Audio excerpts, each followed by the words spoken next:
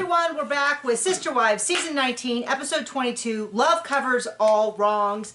And I am already mad from before we even start the episode. Way too much Cody and Robin.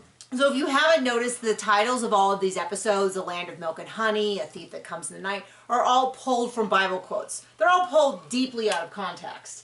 And they're all like half of a verse. And of course, those of you who don't know, the Bible wasn't written with verses. Those were added in later so you could find things.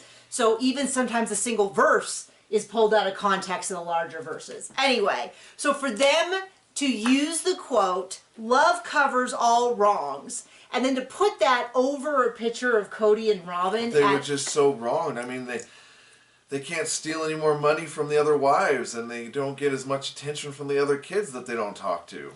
Just, it, to me, my immediately presented was like, whoa. I just was like, maybe let's just not use the Bible as like cute little title cards, and then have that. That was on Max. So on Max, if you go and you look, it's got a picture. And I was like, this episode was not about Cody and Robin and their great enduring love. It was about Janelle and Mary. They tried to make it that way. Right. If I was going to say it's about anyone, I would say it was about Mary and Janelle showing that, in fact, they had familial love, family-based love. And I was so excited to see that, in part just because it proves the narrative that Cody and Robin are awful and the other people were not the primary issue. Even when the conflict was between them, it was not... It was Cody and or Robin, depending on the time. So anyway, we do a little bit of catching up on where we're at, and it starts off with Janelle coming onto the property. The first thing I notice is Cody has flat out stated that the property is scattered with his failed businesses. I spotted, in the initial scene, I spotted 2 trailers. Later on, I spotted a third, like what you would put a backhoe on kind of trailer. Maybe he thought he was going to get into timber. You know, we've been wondering why he's been felling these trees. Which one do you think he would have had Mary live in? Right. And then a vehicle, of like a van. Which could have also been the camera crew. No, because there was a car kind of hidden behind one of them. Which could have also been the camera crew. But no, I think that van was there in that same scene where he said, I don't think he would have said scattered about Maybe. I'm just saying he said his failed businesses. So just on that alone, we can say that Cody's not bringing in money. So Janelle approaches the property, and then we see Mary come in, and they're like, we were both in Flagstaff, so we decided to meet out here. And they have a very cordial, polite. They're basically ex-wives almost to each other. I don't know how to, as a monogamous, I guess they're ex-wives of the same husband. So there you go, which does happen in monogamous relationships. And they are not gushy, I love you, but they're also not rude.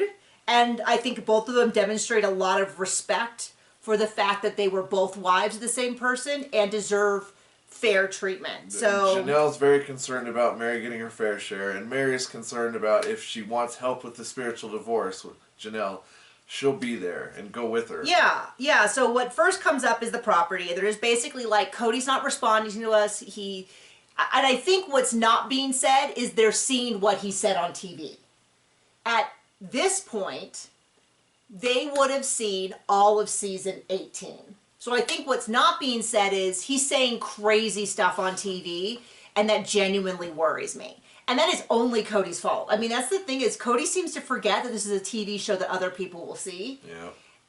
He talks very much like how a 5-year-old would. He changes. He doesn't have a lot of like shame over I said one thing and did another. They even bring up, him saying that he didn't love us. That was a little bit later on, but she's like, it's not going well. Is Cody trying to steal it? Is he hoping that he's just so difficult that we give up on it? Janelle really wants it to be fair for Mary because Mary has the least claim to anything. And they in title, not that she put the least amount of money in. No. But like the least initially based on the initial reading. I don't want to say legally because I think legally she does. That's why she's a lawyer to prove it. But it's just a matter of on the surface level. And then once again, Janelle repeats the arbitrarily put the names on the property. And that is not what I see. Because you see Cody on all 4. You see Janelle on 2, Robin on 2, and then you see Christine and Mary added to 2 of those 2. And to me, what that was is he said Christine and Mary are the biggest question marks. Christine's been unhappy for a long time. Mary's already kind of stepped out a little bit. And so he put the loyal wives on those property. He couldn't put Robin on all 4 because immediately they would have called that out. So he put Janelle, who he thought was the most loyal. Now, she was loyal, but what he thought was that she would never, ever leave him despite how he behaved. And in fact, that was not the case. As soon as he started saying stuff, first it was me or the dogs, which even then she wasn't picking him. And then he was like, me or the kids. And she's like, you're out of your flipping mind. You're giving me nothing and making me, like, giving me an ultimatum about my own children. Like, you're out of your mind. Like, that's just not, this doesn't even make sense. Why would you need to give an ultimatum about your children? And the ultimatum was like, I'm treating them all like crap. So you've got to pick them or me. And it's like, what? I turned my head too fast and I had a crazy headache. And I was like, oh, geez, I should drink a little water. Jeez. So Mary's explaining how, so Janelle says it was arbitrary. It was not arbitrary. And then Mary's like, even at the time, I said, this doesn't seem right. And I got in trouble. The implication, she didn't say any names, but my first thought was, you're talking about Robin coming in and being like, Mary, why are you making this more difficult? You know Cody has our best. And Janelle even said, when you bought the house, you should put Mary and Janelle's name on the title. Yep, they should have. And he's like, no, Robin needs an asset. We'll essentially get you yours later on. Okay, which, no, and the thing is, she admits, into it, they should have had their names on. I know. And the thing about it is, they just fully admit they had a marriage for 30 years. They trust their partner, and they shouldn't have. I always think it's really important to be like, yeah, Cody is still to blame for that, while also saying that, yeah, time and experience. Like, I don't want to victim blame here, and I think a lot of people are like, oh, well, she was just dumb.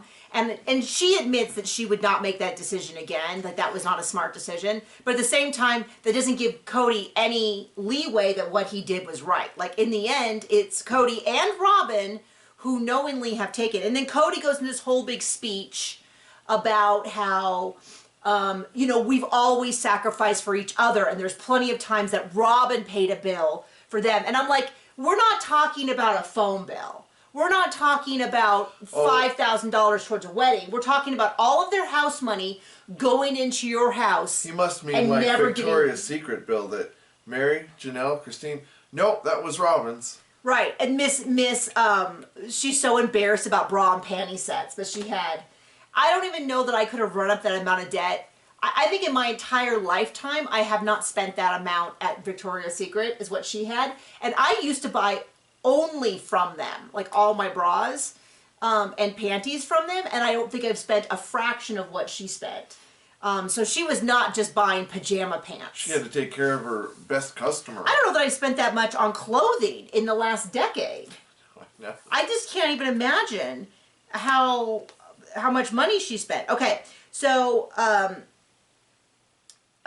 so he's just like, he goes this whole big thing, he's throwing this fit about how everyone sacrificed for everyone else, and now that they left the family, they think they can take things that are Robin's. And it's like, yeah, it's a divorce. When you divorce, the assets are rearranged so that the people who contributed to the family get to take stuff out. And as many people have said, Cody's like, I put in $160,000 more.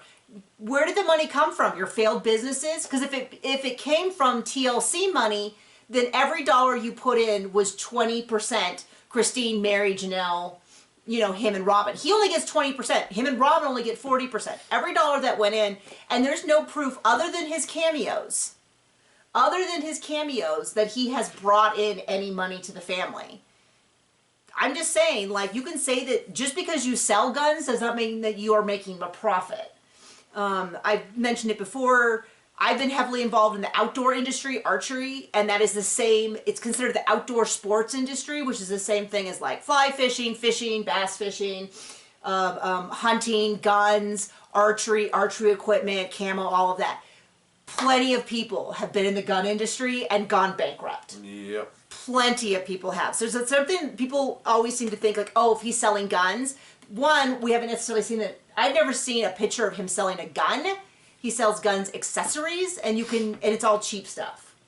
You know, it's like saying you can make a lot of money in jewelry. I also know a lot of people who've gone bankrupt selling jewelry. So there you go.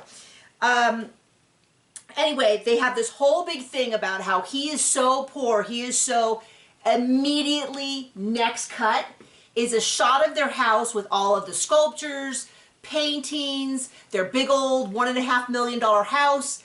Cody walking in with a huge box and going, "Oh, Robin, my shopping queen." And I was like, oh, the editors love us. Yeah. To put that scene right next to him whining about how he doesn't have any assets and it's not fair. And Robin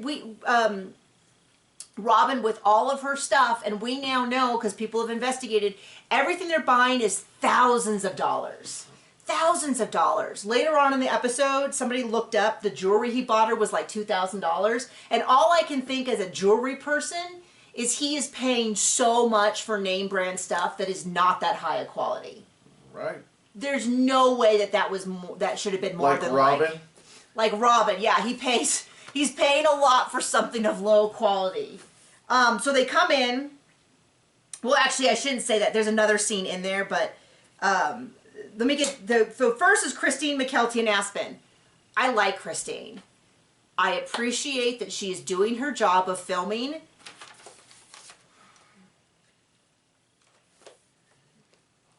I am very over McKelty teasing Christine about sex over and over and over again. Maybe I'm just a prude. Maybe that's just what it is. I don't mind them. I never bothered me when they discuss things about intimacy, like he withheld intimacy or this is how it works. It's this constant like teasing. Oh, are you going to take that off? Don't you have something sexier? Where I'm just like, And what's funny is I work with all of my professional friends are all romance authors, so we talk about sex a lot, and somehow this is cringier than my friends being like, let me just talk about a sex scene real quick and I need some feedback. Nope, no problem with that. And it's just the way that every time McKelty and or Tony are in a scene with Christine, they're like teasing her about sex, and that might be how they work, but I am with Aspen and Truly, who seem deeply uncomfortable, because Truly comes in and then Truly's like, I'm out. And I kind of feel like it's Truly's home. Can't Christine like set some boundaries with herself and with McKelty that like maybe the jokes have been played out about them having sex? I don't know. Is that just me? It's just McKelty wanting attention. And that's the only way she knows she can get it. And Christine too. With that. Yeah, maybe. So they try outfits. I'm thrilled for Christine. I'm happy she's married. Why are they trying to make it so that I regret every time they're on the screen? You know, they're like, it's their first monogamous Valentine's Day. And it's funny because we had a similar timeline to them in terms of we met and we were married, I think 13 months after we first met. But I always count the time we're together from when we met, because we were like almost inseparable within a week or two. So I think of our first Valentine's Day as being when we were dating. Like, I don't remember our first Valentine's Day married as being super crazy significant versus, like, I do think of like our first Christmas married because we were in our home together, but I still think of, when I think of our first Christmas together, I think of it when I was with my family and you came out and flew out to be with me and it was a really big deal and all of that. So I think it's really funny when they're like, the same thing with like Cody and Robin's first monogamous Valentine's Day. And I'm like, you've been checked out for 5 years. How long can we have these first monogamous things? Okay, so then we cut back to Janelle and Christine. They're talking about how Janelle's been connecting all the tax returns that we all signed on these properties and this and that and all of her proof. Mary has all of her stuff. She's sending it out to a lawyer. I got the clarification, which is she does have a lawyer. She just hasn't like pulled the trigger to like write a letter or anything like that, which makes sense. And there's just a lot of like frustration. There's a lot of, you know, I think what they're not saying is he's saying crazy stuff on TV. He's doing this, he's doing that. And then they go into the whole, you know, Cody's really, really mad. at Mary for the spiritual divorce because he didn't feel that he was represented.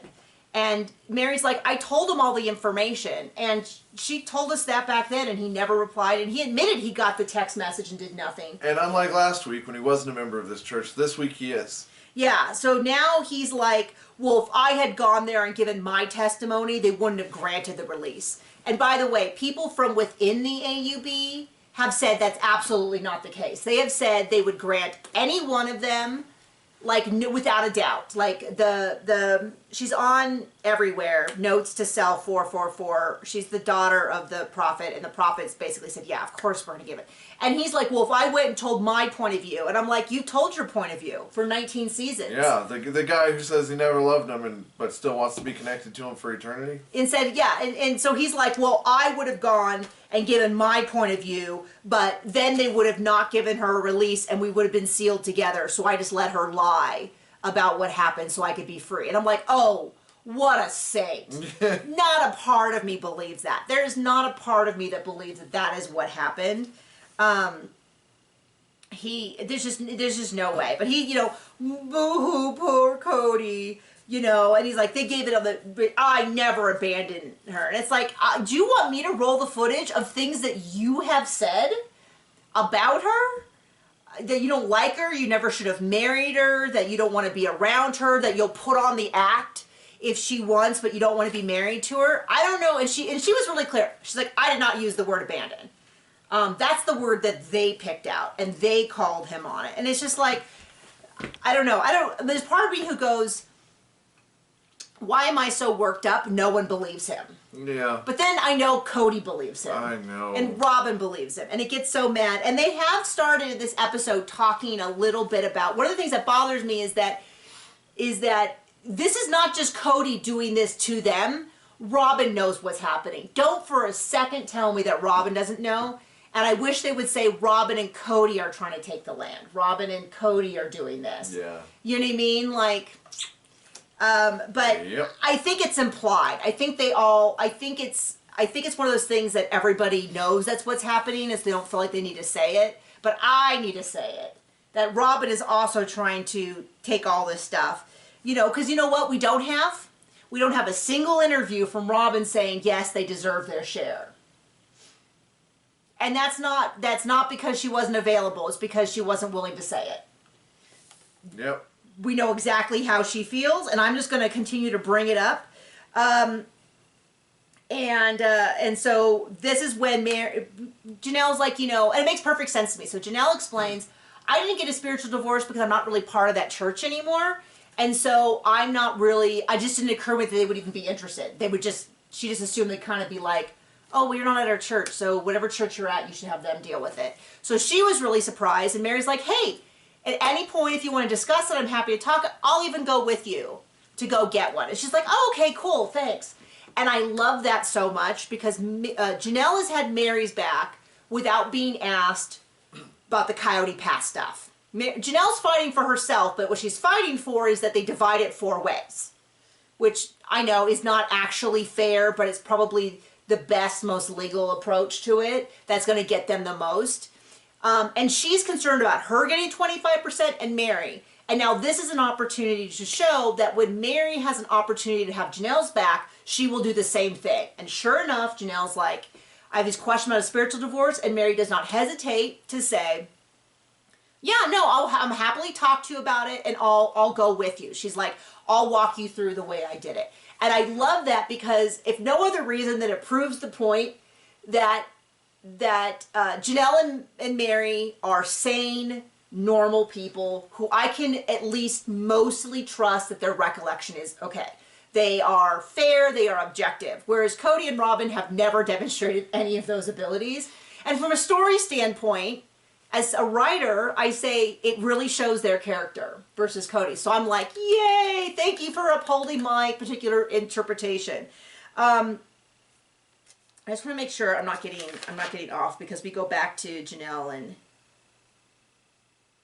okay, it does. And so, they're just like, hey, this is really bad. And they cut into Christine, and Christine's like, I want them each to get 25%, but it's such a nightmare to do anything with Cody. Because he really, his language is, this is his, and they're trying to take it, as opposed to this was ours. And he slipped up this week. He said, remember last week or the week before, he was like talking to somebody about getting it sold and blah, blah, blah. He's like, oh, I've just been dragging my feet on it because Robin's not ready to let it go yet. I'm like, well, it's tough. She doesn't get to decide for everyone. I mean, she has. She does, and she's had. And right? She has, yes. So they immediately cut from Janelle and Mary having this hard time trying to get their money back. Immediately slam cut, to Cody going to the shopping queen Robin. So it's Valentine's Day, and they are over at her house. I wrote, they show her house with all of her stuff everywhere. And then they cut to make sure we know how hard it is to have polygamous Valentines. Yeah, well, first they talk about how they've gotten something from Ari. They've gotten her a vanity because she loves, and it's like funny because it's just about Ari. It's not about Solomon. It's not about the rest of his kids. It's just how he loves, and then they do this whole thing about Cody. Robin can be his beautiful assistant, which we've heard before, and they cut to the footage of Christine being like, oh, Janelle, you can be my beautiful assistant. And they talk about how Dad, Cody, always had to have a beautiful assistant, and how Robin hates doing it. And I'm like, it's really funny to me that all the stuff that Cody expects of his wives is stuff that everybody else did for him, and Robin hates doing. And I'm like, gosh, good. He really picked the loveliest of all the wives that he is most compatible with. I really don't think they were the most compatible ones. Apparently she wets a pencil. I guess whatever she got going on, she got going on. And they're building this little vanity, and the way he talks about... Shockingly without gloves. I know, we were like, where are the gloves? Well, then they're like, she's going to be home in 40 minutes. And so I was thinking, I'll get to that in a second. And then they talk about Valentine's Day, how hard Valentine's Day is. And I'm like, I can't believe they're still pushing this, how hard it is to have Valentine's Day as a polygamist. We have 18 seasons of that. Polygamy is so 17, hard, or 16. Cody couldn't do it. Yeah, right? So they start talking about physical touch. And to me, the fact that they picked that they weren't going to have a lot of physical touch when the families were together makes perfect sense to me. But Robin's like, they were really wrong. It was a mistake to not show affection. And all she does is talk about the mistakes they made. And every single situation is where she was on the right side of history and everyone else should be on the wrong side. But I disagree. I mean, it makes perfect... She's like, well, you know, it was really tough on Cody for us not to be there to, like, stroke him or encourage him or have gentle words. And I was like, oh, yeah, that's who I was worried about, was that Cody didn't get enough ego stroking in polygamy with his 4 wives and his 18 kids. I mean, at least he's not a monster now, right? It made Cody feel alone. And I'm like, it just makes sense that if I was... Well, first of all, with this whole thing about when I'm out in public with John... and I'm like talking to other people, I don't stroke him a lot. Like, it's just a weird, it's just a weird thing to be like, I can't be out in public with my partner without showing, like, yeah, we'll hold hands, but when we are talking to people, we're not holding hands.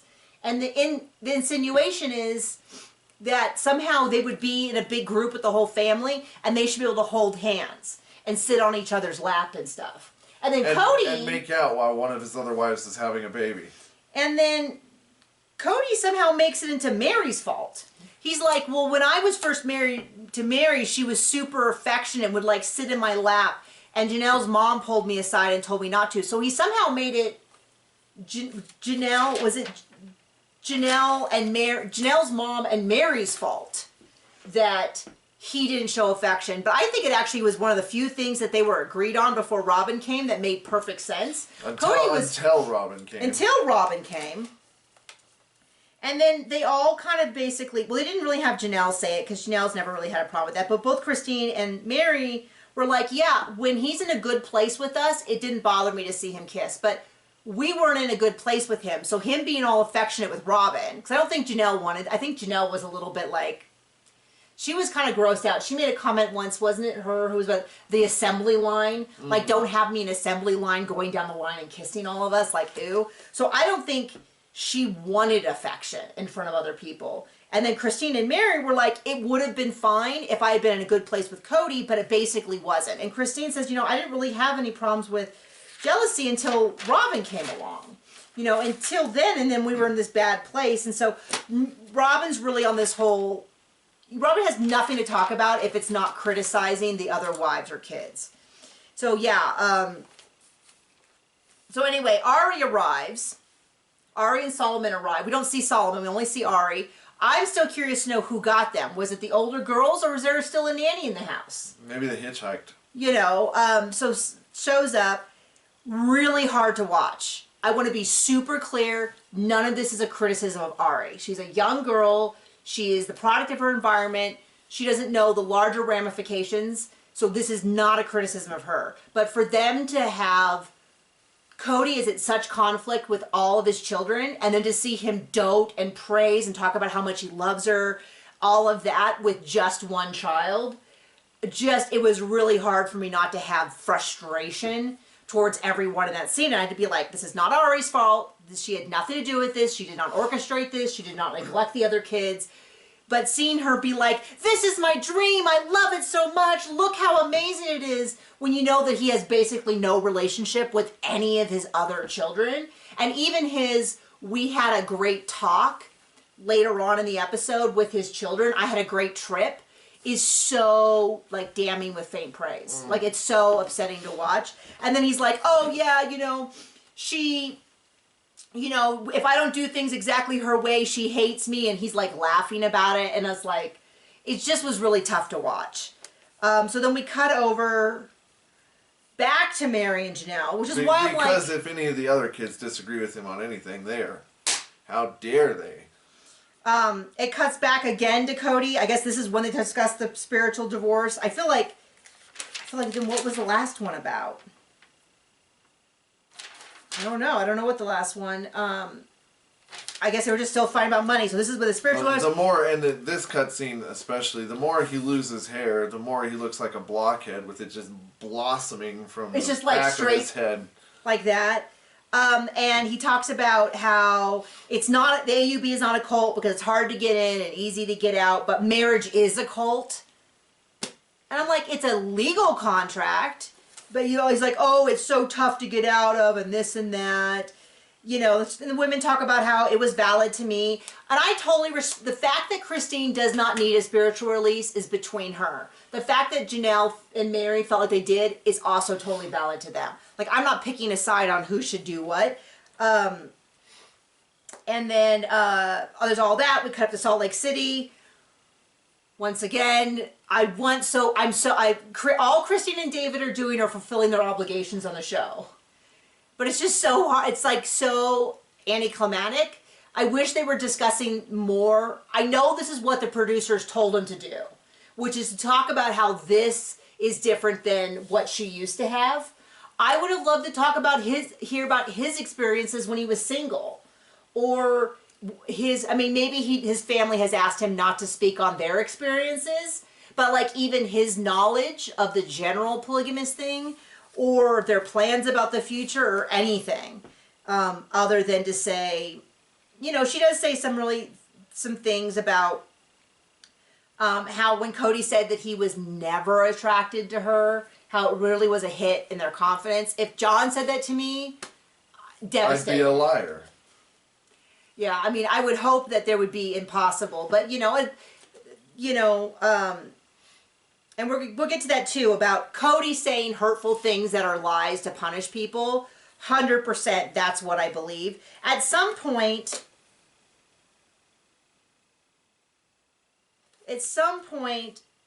I don't know when it is. Okay, I'm going to say it now because I don't know when it is and I'm worried I'm going to forget it, which is that Janelle says something that I will absolutely co-sign, which is that Cody claimed that he never loved Mary and Janelle because it was such an ego hit that he failed so badly. It was easier to say I never wanted this and I'm now free than to admit that he actually did love them and he screwed everything up so badly and he failed at that. And I 1000% believe Janelle. Mary co-signed on it. If I'm going to believe someone in the relationship, I'm going to believe all the people who don't necessarily get along over Cody. And all the people who are now saying, because later on the episode, Cody says he did love him, they're calling that a lie. I'm like, I don't think that he's some big truth teller. But occasionally it slips out. If I'm going to trust the guy who's lied back and forth 9 times, or the women who've had the same story all the way through. Like, maybe he didn't love him the way he did Robin. Maybe he was deeply infatuated and lust. Maybe the fact that, you know, it's different, yes. But the fact that he's now trying to claim he never loved him, boo. And I don't buy that he never was attracted to Christine physically. I just don't. He did that because he knew that that would hurt her. The same way Janelle said he called her bad with business because he knew, and he wouldn't give her the CEO or the CFO title because he knew that that was hurtful to her. He told Christine he wasn't attracted to her because he knew that that would hurt her, and so on and so forth. So anyway, we see Christine and David. They go out to, I don't know where they went. It's an almost completely empty restaurant for Valentine's Day. They have a nice conversation. There's really not much to say. So then we have Cody and Robin getting out of convertible. He's brought her a gift on camera to make sure. Robin says that he has a gift too, but it's really big, so she didn't bring it. She opens up this jewelry that someone looked up, and it's a couple $1,000s. It's turquoise earrings and a turquoise bracelet. They're nice, but they're not a couple thousands of dollars worth of jewelry.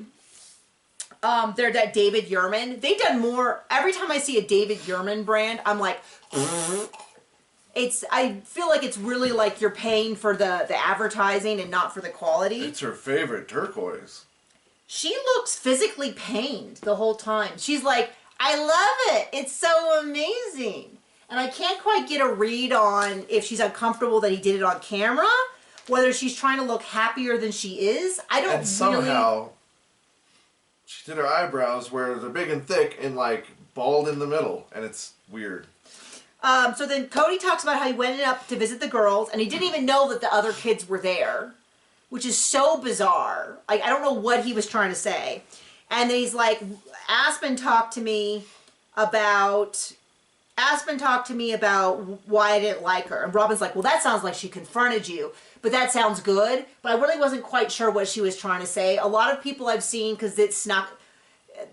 TLC keeps dropping these episodes early in other countries. And I guess it was on Hulu halfway through the week, and it was in Australia. I don't really understand what's happening, but some people saw clips of it early, and they were like, Robin's trying to mix things up. But when I saw it, I thought she said that's good that she did that. But I also think it's really noticeable that Aspen has not said that on TV. She has been very neutral about her father on TV. But he outed the private conversation they had that made him look bad. Because she was like, I don't understand why you hate me. I've never pushed you away. I've never said anything to you. And I feel like you're distancing yourself from me. And then he's like, basically his excuse was, I punished you because I was mad at your mom. And I'm like, I don't know what part of this story he thought was a great idea to retell, because he outed a private conversation he had with someone who has been very careful on TV to be neutral. Because I've noticed that. I've just noticed how she's been really careful. So Gwen's been pretty good. Truly's been pretty good. McKelty's been like rah, rah, rah, Team Cody and Robin. And then behind their backs on their Patreon, been really critical. So I don't know what that's about. But a lot of the family has been very much like, and it's just really clear they don't want to discuss it on camera. So I'm like, I would kill to know everything. But I want to respect that they're trying to make the smart decisions for their family. Isabel, like, even people who are really hurt have been really careful about how they talk about their father. And then he comes on TV and is like, Isabel feels like I hate her.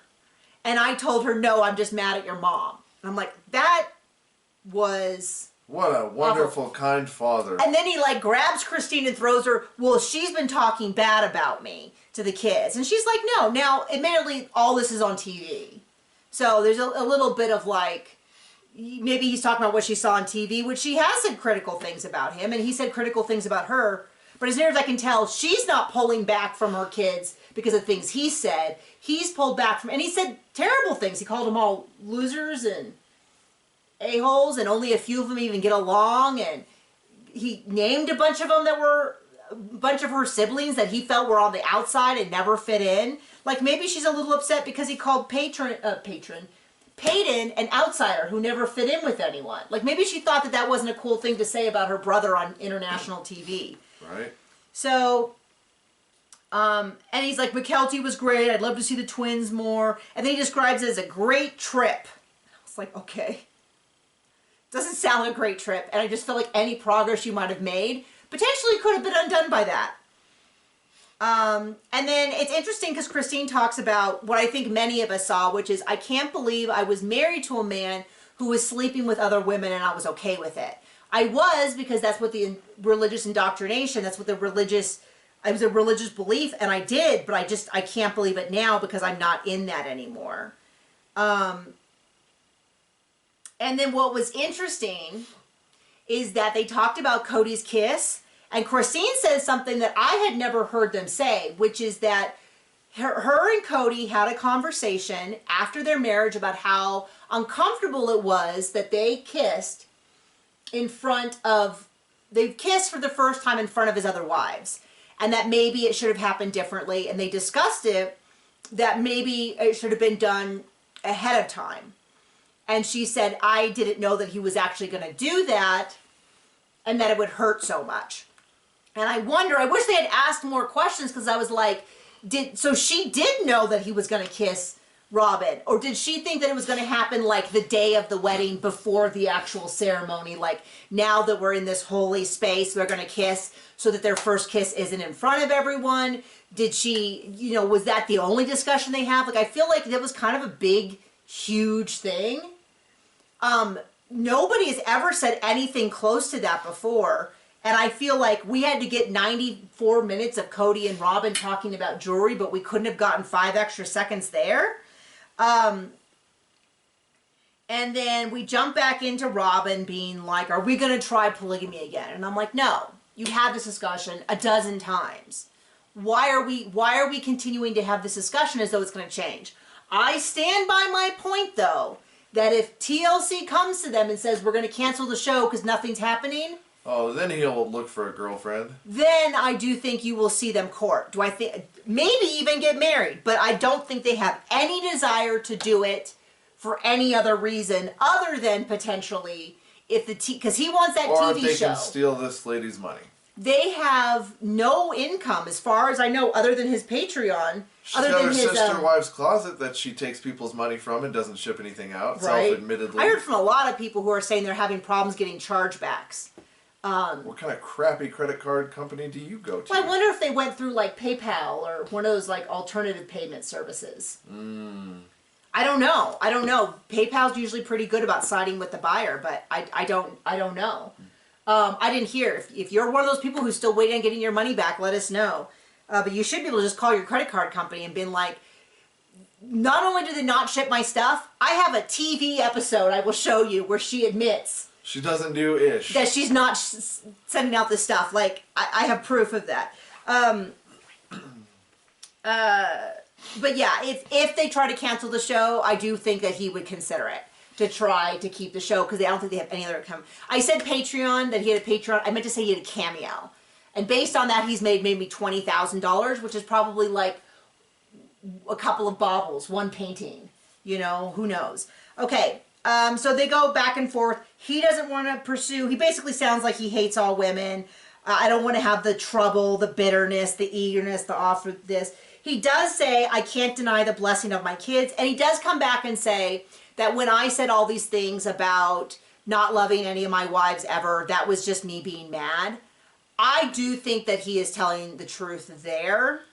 I don't think he's doing it because he is of a conscience. I think because he got the blowback, because Robin said you can't say that on TV, something like that. But nothing he said, so now people are saying that he's lying when he said that. I'm going to continue to stick with what Christine, Janelle, and Mary all say, what their friends and family say, what we saw on TV, that he did love those women.